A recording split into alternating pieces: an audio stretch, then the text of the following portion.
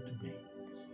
Continuando, Joana nos diz assim: a personalidade conflitante no jogo dos interesses da sociedade cede lugar à individualidade eterna e tranquila, não mais em disputa primária de ambições, e sim em realizações nas quais se movimenta.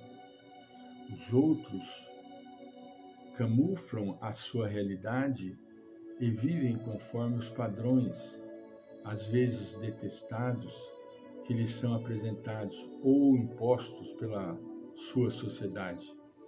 O grupo social, porém, rejeita-os por sabê-los inautênticos. No entanto, os aplaude porque eles não incomodam os seus membros, fazendo-os mesmistas, iguais, despersonalizados, desestruturados. Por falta de uma consciência objetiva, conhecimento dos seus valores pessoais, controles das várias funções do seu organismo físico e emocional, definição positiva de atitudes perante a vida, não têm a coragem ética de ser autênticos, padecendo conflitos a respeito do senso.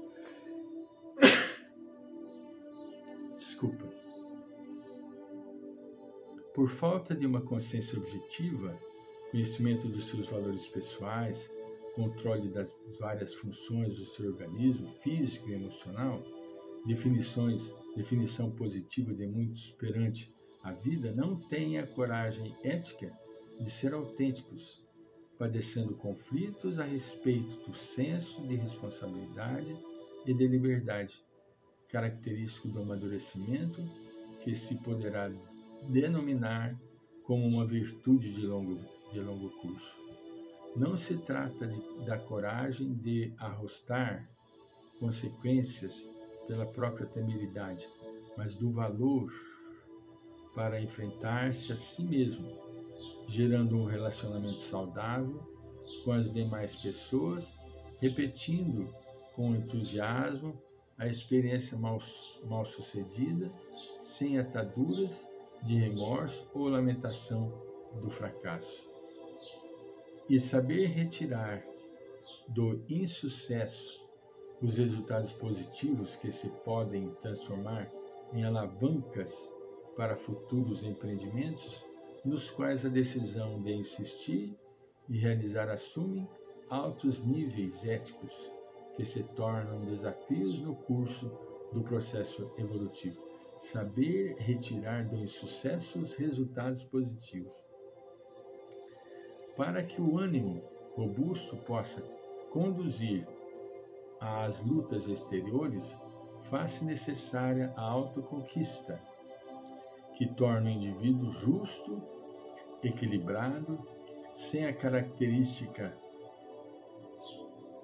ansiedade neurótica, reveladora do medo, do futuro, da solidão, das dificuldades que surgem. É preciso que o homem se arrisque, se aventure, mesmo que esta decisão o faça ansioso quanto ao seu desempenho, aos resultados. Ninguém pode superar a ansiedade natural, que faz parte da realidade humana, desde que não extrapole os limites, passando a conflito neurótico. Isso é muito interessante. Nós, indiscutivelmente, vamos sempre ter ansiedade, entende? Mas essa ansiedade não pode extrapolar o limite, entende? Isso que é interessante que a gente entenda. Se ela extrapola o limite da natural, da realidade humana, aí é uma manifestação neurótica, doentia, né? Ter ansiedade por um resultado de exame, ter ansiedade por uma notícia, isso é normal. Por atavismo ancestral, o homem nasce vinculado a uma crença religiosa cujas raízes se fixam no comportamento dos primitivos habitantes da Terra.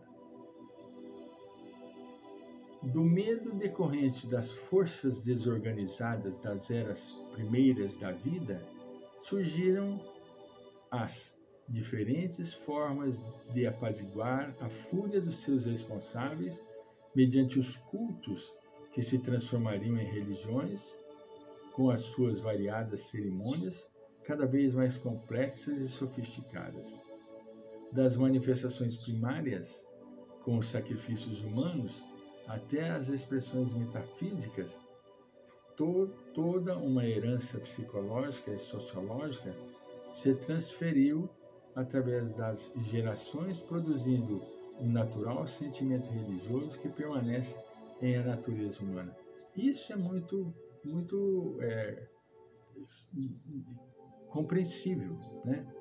Ao lado disso, considerando-se a origem espiritual do indivíduo e a força criadora do universo, nele permanece o germe de religiosidade, aguardando campo fecundo para desabrochar.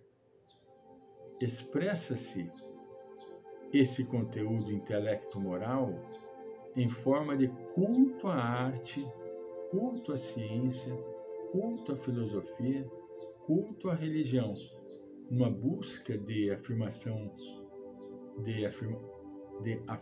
e integração da sua consciência cósmica. A força primitiva e criadora nele existente, como uma fagulha, possui o potencial de uma estrela que se expandirá com as possibilidades que lhe sejam facultadas.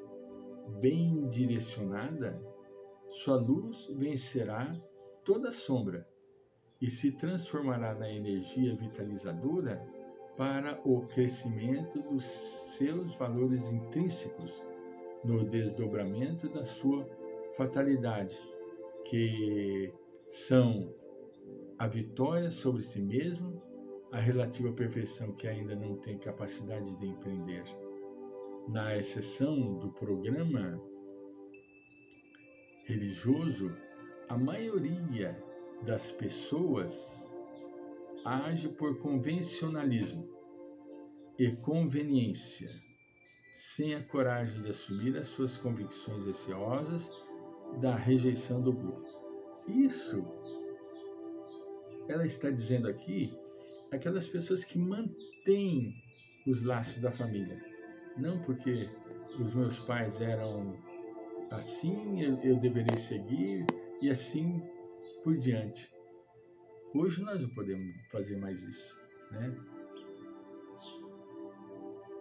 Adotam fórmulas do agrado geral que foram úteis em determinados períodos do processo histórico e evolutivo da sociedade, e não obstante, descubram novas expressões de fé e consolação, receiam ser consideradas alienadas caso assumam as propostas novas que lhes parecem corretas, mas não usuais,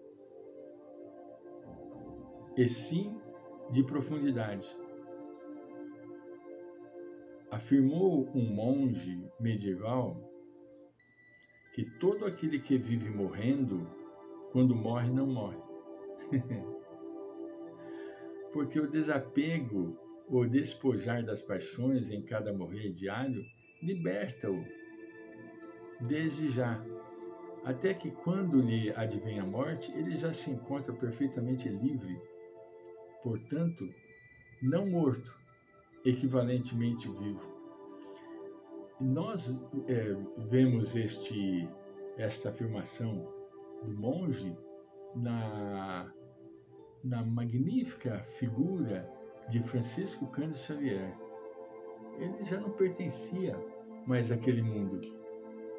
Ele estava, mas ele não era daquele mundo mais. A religiosidade é uma conquista. Prestemos atenção. A religiosidade é uma conquista que ultrapassa a adoção de uma religião.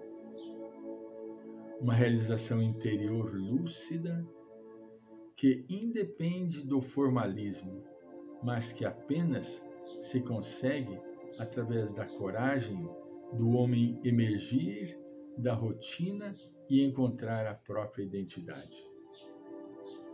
Eu não sou católico, não sou espírita, não sou protestante, não sou crente só por causa que os meus familiares me educaram assim. Não, eu sou por convicção.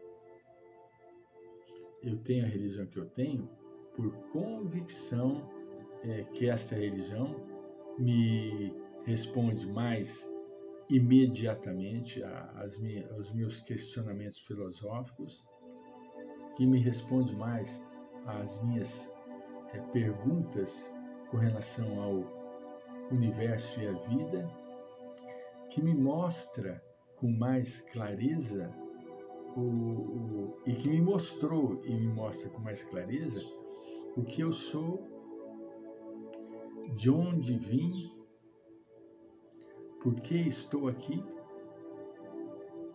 e para onde vou. Tenham todos vocês uma boa tarde e fiquem com Deus, esse grandioso Pai, magnânimo, maravilhoso, onipotente, onipresente, onisciente. Louvado seja Deus Todo-Poderoso.